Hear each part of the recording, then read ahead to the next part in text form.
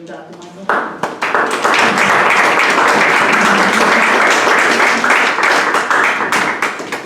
Thank you, Melody. Good morning, everyone. Good morning. I have COPD, so at times my voice will quaver and I might cough, but please don't get too distracted. I'm not going to die just yet.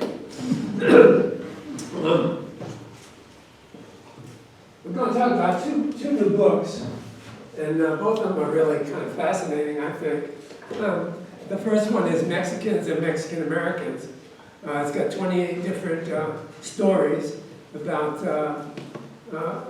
Mexicans and Mexican Americans who we don't really know much about, and we haven't heard much about. And I'll tell you why this book came to be written a little later. But this is a light history. It's kind of just a fun read. Each chapter is about, 10, 15-minute read. And I'm going to read maybe 4 of the stories from here. The second book is a little more substantial. It's called Guns, Grit, and Glory, How the U.S. and Mexico Came Together to Defeat the Last Empire in the Americas. And this is an unusual book. It's chosen as the book of the year from the University of Washington. The book encompasses new research. And I'll tell you just a little bit about this because it's kind of an interesting story. There's a writer by the name of Lucinda Mayo, Catherine Mayo. You might have heard of her. She wrote a book called The Last Prince of the Mexican Empire, which is during the time of Maximilian. And when the book came out, around 2006, I think, I got it on Kindle. And when I was reading it, every time she put a Spanish phrase in, the Kindle would go crazy. And it was very distracting. So I highlighted all those times, and there were like 40 of them. And I sent her an email and I said, I got your book on Kindle, and I highlighted these 40 errors in the graphics on it because they're very distracting, and I think some people will want their money back, so you better have it fixed. And she wrote back and says, thank you so much. If there's anything I can ever do for you, let me know.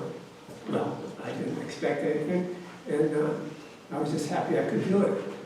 But I was researching why it was that Abraham Lincoln, who was the President of the United States, and Benito Juarez, who was President of Mexico at the same time, never had any exchanges, never had any letters between each other. And I started researching. And I went to Brown University, where most of the Lincoln documents are now. And the librarian told me, no, the best thing you should do is check in Mexico City at the Archivos Nacional. They probably have something on there. So I went to the Archivos Nacional, and they told me, no, but there's a place you might check, because his ambassador at the time was a young 24-year-old kid named Matias Romero, and he had correspondence on Juarez's behalf all during the war, and he raised enormous amounts of money in the U.S. and so on and so forth. And Lincoln really liked him, and they had dinner together, and he played with Lincoln's dog and all. And I said, where can I find these documents?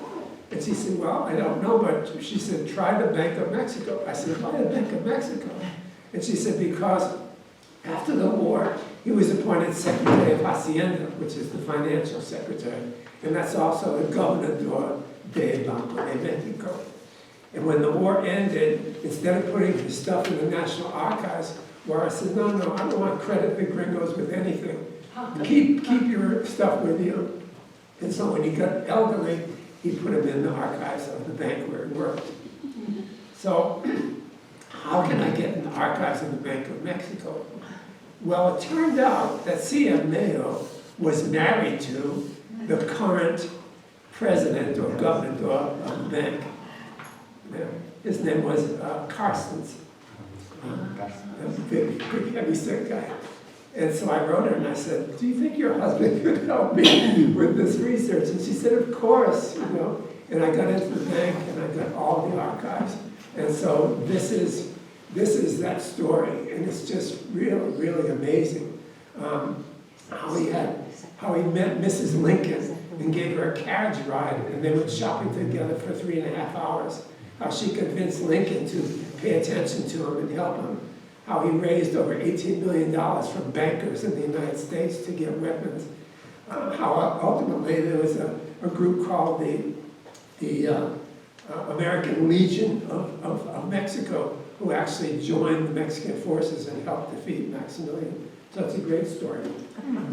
So anyway, both of these books are on sale. They make great Christmas presents. Even if you prefer to read on Kindle, give them to a friend. The proceeds from these books go to a scholarship fund for needy kids in Mexico. They're 300 pesos each. If you buy both, it's 500 pesos. Yep.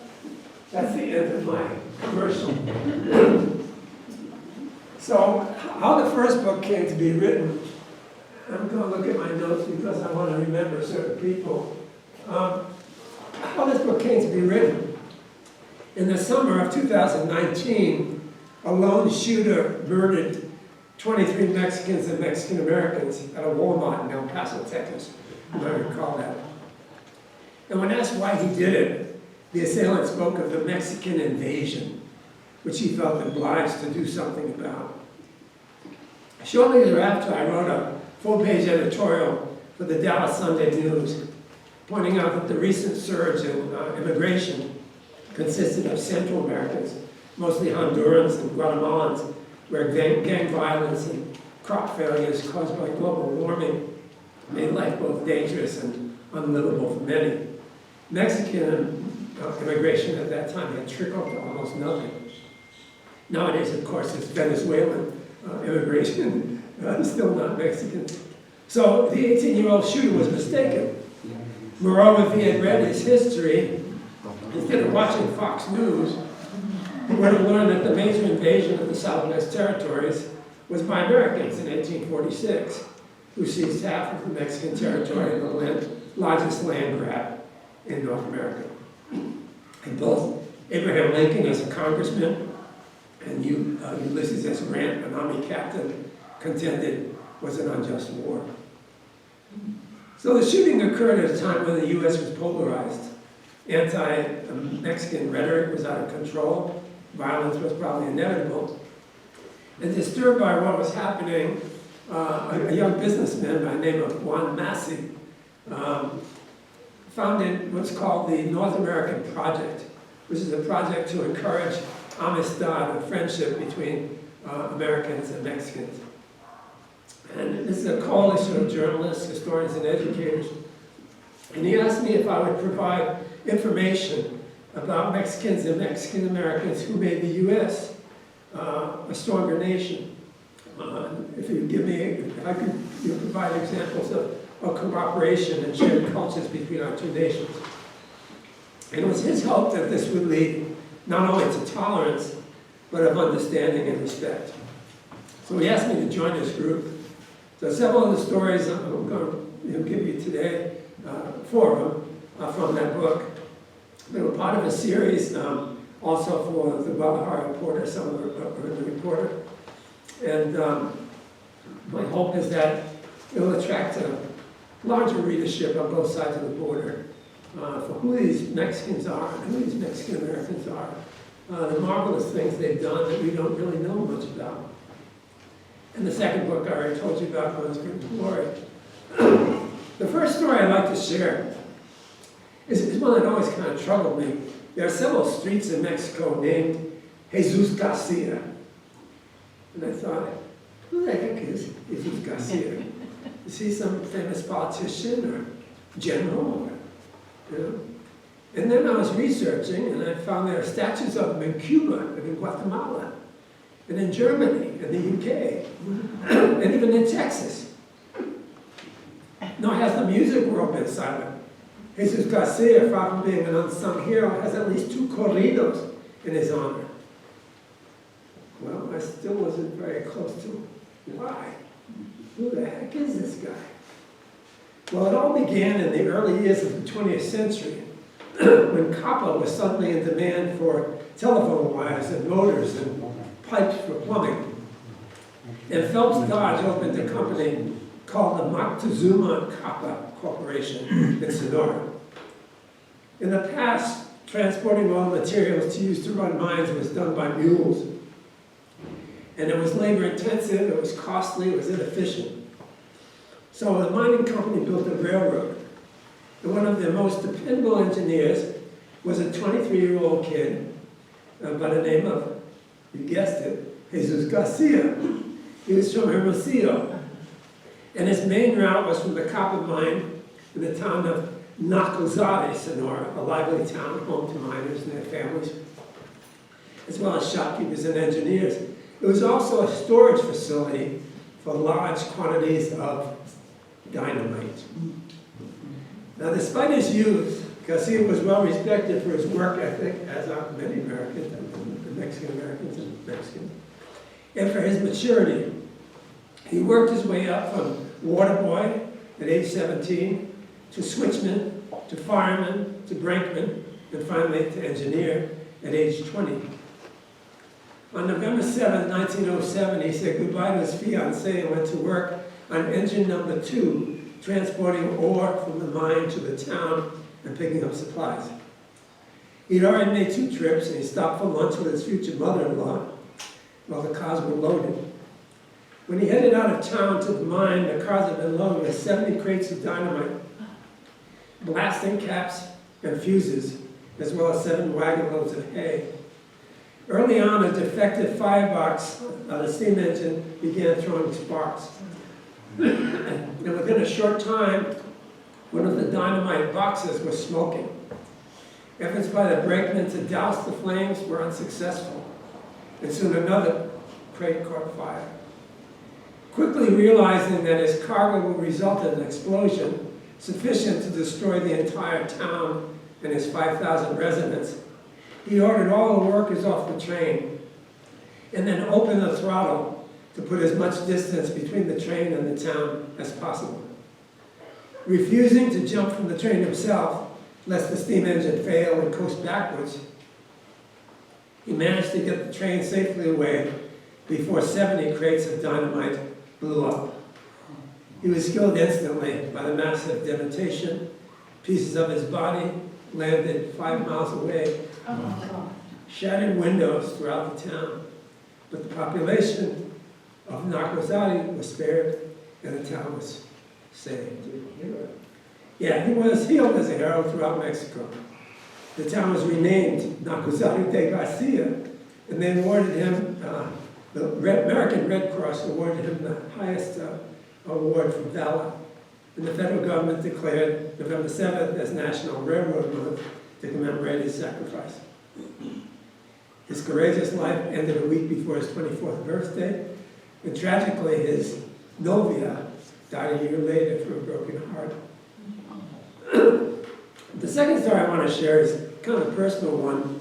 It's that of Pancho Gonzalez. Does anyone remember him? Yeah. Yeah. I was thinking when I was writing these stories, one of the things I loved growing up, and maybe you remember some of these, were stories by Paul Harvey, who's a radio host. I loved his stories. They were like this. They were little 10-minute things.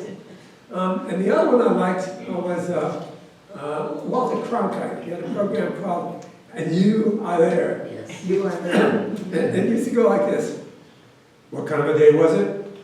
A day like all days, filled with those events that alter and illuminate our times. And you are there. I thought, that's the way history should be taught. Yeah. So anyway, the second story is that of Pancho Gonzalez. Actually one of the greatest tennis players of all times. When I was 14 years old, my father owned a garden supply store next to the famous grass courts in Newport, Rhode Island, called the Newport Casino, and it's now the International Tennis Hall of Fame. It was a mini Wimbledon. It was the site of early U.S. Open competitions. The first Virginia Slims tournament was held there. It's a venue for the great players of the 50s and 60s. And one morning, my dad told me the manager was looking for someone to warm up the champion, Ricardo Pancho Gonzalez, for an exhibition game. And he volunteered me. So I was excited, but I was also very nervous. At 6'3", 6'3" 185 pounds, Gonzalez was an imposing figure. Even more intimidating was his fierce stare and a scar on his cheek. And his well-deserved reputation of being short-tempered. He had a cannonball serve, clocked at 112 miles an hour. Now this is back in the days of wooden rackets and catgut, you know, so 70 was really good, was a really good serve. 112 was out of the ballpark. Gonzalez won his first major tournament in 1949 at Forest Hills, and over the next 20 years managed to beat all the major players of his era, as well as several of the next generation. So powerful was his fast and high-breaking serve, so quick was he on his feet that the professional rules of tennis were changed briefly to prevent rushing the net after a serve. Under the new rules, the serve had to bounce at least once before the server could take his next shot. Gonzalez won anyway, and the rules were changed back. He was a player with an attitude. Some of it came as a result of his encounters with prejudice, both on and off the court. Tennis was a upper white class game in those days. There were few minority players, and discrimination was common. Although his parents were immigrants from Chihuahua, they actually did well in the U.S. They're middle class, provided their kids with a nice home. But in a sport dominated by Anglos and a biased press, he was seen as a cholo. A scar on his cheek from the accident I mentioned, childhood accident, led people to believe he was a pachuco or street tough guy. His name in the newspapers was Pancho, despite the fact that's a diminutive for Francisco, and his name was Ricardo. So you can see how they treated him in the press. He was even paid less than the women players, and less, of course, than any other professional, until finally he had sellout crowds and refused to play unless he was paid the same as his competitors. A Sports Illustrated article called him hard and mean. But hard and mean, or just totally focused and tough, he persevered. He was ranked #1 in the world for 8 consecutive years, 1952 to 60. He kept playing even past his prime. In 1969, he was the top money winner in the U.S., beating Rod Laver, the #1 ranked player. He was 40 at the time. When he was 43, he beat Jimmy Connors, who was only 19 years old at the time. This tough Mexican-American dominated a sport that had previously been the privilege of the exclusive country club group. He opened up the game to all races and all ages, engaging fans like no other pro before him. I returned to my hometown of Newport by invitation to see Ricardo Gonzalez formally inducted in the International Hall of Fame. There, as many victories in life are now documented, and the nickname Pancho has become one of honor. The third story, I think this is fascinating because we really can't imagine it happening. But the third story is about a man who pretended to be a Mexican his whole life, and he wasn't one. And he was a millionaire by the name of Guillermo Enrique Elicio. He died in the American hospital in Mexico City at the age of 59. He was a New York stockbroker, a Texas landowner, the founder of a black colony in Mexico, a diplomatic envoy like Carlos. Where's Carlos Magallon? Carlos Gonzalez Magallon, ambassador in residence. He was a diplomatic envoy, a holder of a vast African regal estate. Passing as a Mexican his whole life, he was actually an African American who began his life as the son of a slave. William Henry Ellis was his birth name. He was born in Victoria, Texas, and at an early age formed friendships with the Latinos in his area where he worked. First as a ranch hand, then as a dealer in hides and wool. Fluent in Spanish, he began brokering cotton sales across the border and ultimately raising cattle. He adopted a Spanish version of himself, and his light brown skin color allowed him to pass as a Mexican, giving him advantages not available to blacks in that era. He visited Africa, forged a relation with the king of Ethiopia to grow cotton in that country. He opened a textile factory. And this was such a success that enabled him to buy a seat on the New York Stock Exchange for $45,000, and he became a broker. With the blessing of the U.S. State Department, he went back to Ethiopia and forged a favorable trade agreement between the two countries, which still exists today. For his efforts, the King of Ethiopia awarded him a title and 1.6 million acres of fertile land. He returned to the States, became a member of the New York Society, joining several clubs, including the Metropolitan Museum of Art. He was on the board of directors, the American Geological Society, the Mexican Society of New York, and the prestigious Union League Club. When in New York, he stayed at his home in San Antonio, Texas, and was well known in the Republican Party as a contributor and a supporter of pro-business candidates. In middle age, he decided to return to his beloved Mexico, where he was offered the management of large ranches by absentee owners who trusted his expertise, his knowledge of cattle, and his business acumen. And he made his home in Mexico for the rest of his life. He studiously avoided the expat community and did not join the American society, maybe for fear of being exposed, or perhaps he just preferred the company of Mexicans who had accepted him and treated him as one of their own. The last story, and this will appeal to some of the women here, I think, but also to readers. I know most of you are readers. It's that of Sandra Cisneros. Back in the 60s, when I was going to college, if you attended the prestigious Iowa Writers' Workshop, it was a pretty big deal. But if you attended as a minority, as Sandra Cisneros did, you would have learned a thing or two about marketing as well as writing. Certain books you would discover are not part of the literary canon and would never be included. Among them would be memoirs of unknown women, novels that mixed English and Spanish, or ones that used Chicana slang, or as Carlos would call it, pocho. No. Even worse than used in Spanglish would be to write a book that was neither fiction nor non-fiction, but some hybrid bastard child employing both. So it's clear, whatever you chose to write about, if you were a Latina, your chances of getting published by mainstream press were absolutely nil. The best you could hope for would be publication by an independent small press with limited distribution, maybe 500 copies for a new writer. That would be a good deal.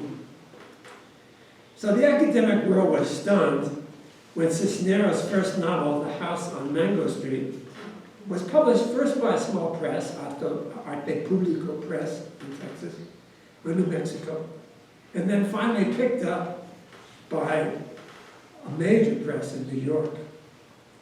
Thinly disguised in the novel as Esperanza, the future author struggles to find her own voice as the only girl raised in a house with 6 brothers and a misogynist father. Caught between two cultures, one materialistic, judgmental, and innovative, the other religious, traditional, and restricted, she longs to be independent. Cisneros herself, born in Chicago to a Mexican father and a Chicana mother, was bilingual at an early age. The family moved back and forth to Mexico and Chicago and Mexico City. That was in the days when the borders were a little looser. She mixed both languages in a fluent melange, as does Esperanza in her frank and unassuming book.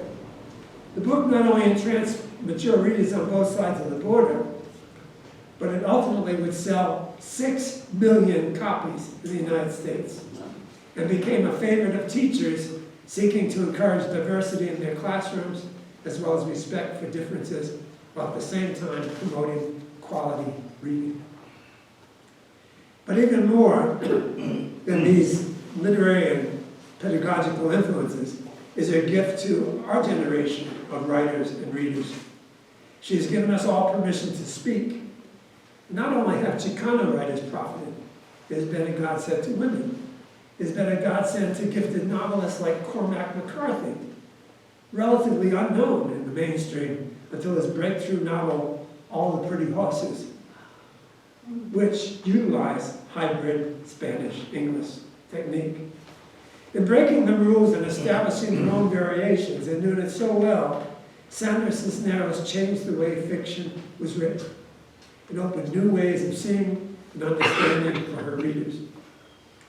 These days she makes her home in San Miguel de Allende, but she is often seen in San Antonio, Texas as well. She established a foundation for writers there, as well as a writer's retreat to help foster the career of new and emerging writers. In 2016, President Barack Obama presented her with the National Medal of Arts for her lifetime contributions to American literature. So that's a sampling of the stories. There are 26 more in the book. Now I also bought some copies of Guns, Grit, and Glory. And this book has a lot of new discoveries. I told you about the archives in the Bank of Mexico. For example, the sexy circus performer who became a Civil War nurse, who married a count, who kissed President Lincoln on the lips and incurred the anger of his wife, and ultimately founded the Red Cross in Austria. How Mary Todd Lincoln helped the Mexican envoy, 24-year-old Romero, raise over $18 million to help the Mexican army fight the French invaders. How at the end of the Civil War, discharged soldiers, especially blacks, known as Buffalo Soldiers, joined the Mexican army to finally overthrow the empire of Maximiliano at the Battle of Querétaro. It's interesting how these black soldiers came to be involved. Many people think and have experienced the fact that Irish people, seem to be very clannish, and some say Irish people don't like other races, but that's not true. In fact, Irish people, as a rule, have been more welcoming of other races than almost any other country. And one example of this was when President Johnson, at the end of the Civil War, decided to ask Grant to send troops to Texas to help liberate, the last of the Confederate fighters still lingering on in Texas. And Grant sent 50,000 soldiers, because his idea was not only to clean up the last of the Confederates, but also to give a little threat to the French, who were still in the process of fighting with the Mexicans. Yeah. And the general he sent, General Sheridan, was Irish. He was born on a ship coming over to Ireland, coming over to the United States from an Irish mother. And he picked Sheridan to lead the group because Sheridan was known for his amistad with the black soldiers. So as the Civil War wound down and he finished up his work in Texas, he said to his black soldiers, he said, "You can go back to Mississippi or Alabama with your guns if you want." But he said, "I wouldn't advise it." He said, "But if you want to stay employed and still have some respect, why don't you take your guns and go down to Mexico and help get rid of the French?" And many of them did. And when they came back to the United States, he reemployed them in the American Army to fight the Apaches and so on in the Southwest. So they're known as the Buffalo Soldiers. They didn't remain in Mexico. How the Mexican Army purchased 50 camels from the United States. Camels? And used them to bring food and medicines and artillery across the bone-dry Chihuahuan and Sonoran deserts, because mules were dying, horses were dying. And Robert E. Lee, before he joined the other side, actually purchased these camels from India and from Egypt and Tunisia. And after the Civil War began, they go, "We don't want anything to do with Robert E. Lee and what he did. Sell the damn camels to whoever will buy them." And the Mexicans bought them. And even more interesting to Canadians, if there's any here in the audience, is the role of the American Legion of Honor, which contained Canadians, black soldiers, even Indian scouts and Civil War veterans who fought side by side to help defeat Maximilian in 1867, 2 years after the Civil War ended. And as I said, what's unique about the book, it contains research from the archives of the Banco de Mexico, not available to scholars. In addition, it's about connectors, ordinary folks who actually make things happen, not famous leaders. So it's a people's history. I think one of the reasons why many students find history dull or boring is that it's often taught as the great man theory. Here's George Washington, here's Abraham Lincoln, here's so-and-so and so-and-so. Here's this general, that general. How these great leaders made things happen. And historians always look at these major figures and mention en masse, the rest. Occasionally, they give a local example for color. They omit what makes history fascinating. Because if you dig just a little deeper, you'll discover these facilitators. Facilitators like Melody are these people behind the scenes who volunteer, who go out of their way to get things done when everyone else is standing around going, where is this? Where is that? There's no bust for Matias Romero, the 24-year-old Mexican envoy who raised $18 million to support the Juarez Army. Mary Todd Lincoln, who facilitated the negotiations between both nations, has no portrait in the Oval Office. Her picture does not even hang in the Lincoln bedroom. There is no memorial to Agnes LeClerc Joy, the girl from New Hampshire, who saved so many battlefield casualties. There is no memorial, sadly, for all the famous camels. So anyway, both books will be on sale in the back, and I'll be glad to sign them for 300 pesos each. 500 pesos, you get both. And both books go to fund the annual Gary Hogan Memorial Scholarships, named after the death of my son, Gary, who died 31 years ago this month. Too young to have. Part of the reason I became a historian, because that was his dream. Actually, I was a poet and a short story writer, and after he died, I remember that was his dream to be a historian.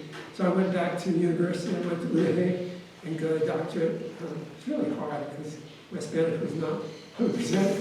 So I went back to University of Guadalajara and got a doctorate in Latin American history. And that's the result you see here today. So all this is my son's legacy, excuse me.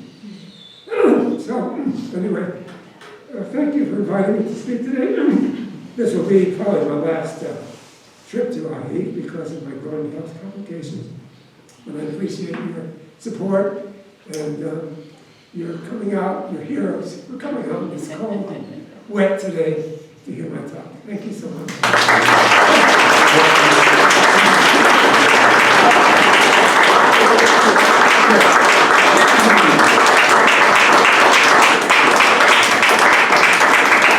Very engaging, thank you.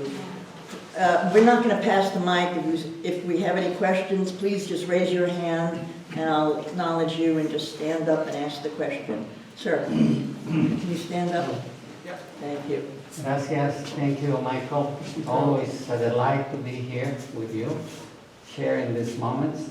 Well, actually, I'm going to come up with an addition to what you said about Mexican Americans contributing to opening fields for other Mexican Americans. Lee Trevino, for instance, if I remember correctly, he said that God was Mexican.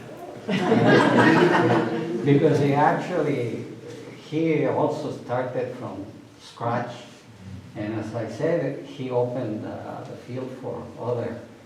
And, regarding Pancho Gonzalez, which was not my relative, by the way. But I also want to mention two people that were actually Mexicans. Actually, they are actually Mexican. One is Jose Hernandez. I don't know if you're familiar with Jose Hernandez. He's the first Mexican astronaut. Yeah, he's in the book.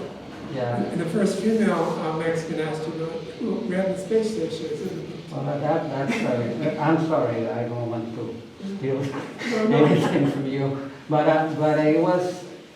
he was the humblest, from the humblest families you can imagine. Sharecroppers that, traveled from Michoacan to California. And he had this remarkable, hard childhood, but then, nevertheless, he fulfilled his dream of becoming an astronaut. And when he said, I want to be an astronaut, nobody believed him, because he was so poor. And another one, he's from my hometown, Mazatlan, Cesar Millán. I don't know if he's the foremost authority on dogs, I believe. If I'm mistaken, please tell me otherwise. I also had the pleasure of meeting Cesar, and he's also a very remarkable individual because he encourages young people to fulfill their dreams, and also to visit prisons. This is not very well known. Both Jose Hernandez and Cesar Millán separately contribute to the education of Mexican Americans, young Mexican Americans, of course, in the U.S. Excellent. Thank you. Thank you. Muchas gracias, Michael. Thank you. Muchas gracias. Just a quick sidebar.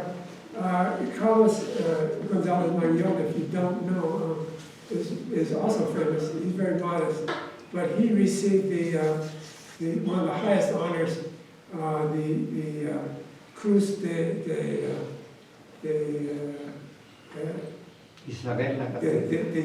Isabel la Católica from Spain, because he was the ambassador during the terrible war in Yugoslavia, and he kept the embassy open when everyone else left the country.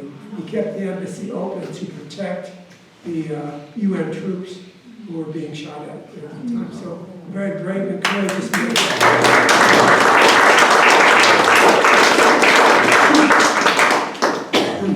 I'd like to hear your thoughts about why is this, or what is the purpose of this anti-Mexican? Can everybody hear in the back? No. Okay. I'm asking about what is the purpose of this anti-Mexican rhetoric that happens amongst American people and politicians that would feed this 18-year-old's fear and anger? Yeah, I think one of the things is the dominant history. The true history, for example, of the Mexican War has never been available to most people, and the true history, for example, of the Palestine-Israeli conflict has not been available to most people. So most people, their gut reaction is, these Palestinians are crazy and they're just terrorists. And for most people, why are the Mexicans so resentful? Because we've been really nice to them. Yeah. So we tend to objectify others based on the history that we know. President Obama, who I admire a great deal, he gave a speech at West Point back when he was president, and he said at the time to the cadets, the great thing about the United States Army is we have never used it to invade another country for territory. And I thought, oh my God. And he went to Harvard. But when I was growing up, I didn't know this story. And as a matter of fact, I'm a consultant for the College Board. It wasn't until 2010 that the College Board even said it should be included in the U.S. history curriculum. Before that, it was just a short note. The Mexican War, not the Mexican-American War, but the Mexican War, as they started it. The Mexican War was about a border dispute in Texas. That's all. My daughter, who was in high school at the time, I wrote her and asked her, I said, how did we come to get Colorado? Oh, we bought it from the Spanish. And I said, in Arizona, and New Mexico, and Utah, and Wyoming, yeah, we bought it all from the Spanish. No, we got it from the Treaty of Hidalgo after we conquered Mexico. So yeah, the dominant history forms our view of the world, unfortunately. Did you ever have or take the Can you stand opportunity? up? Did you ever have or take the opportunity to correct Obama?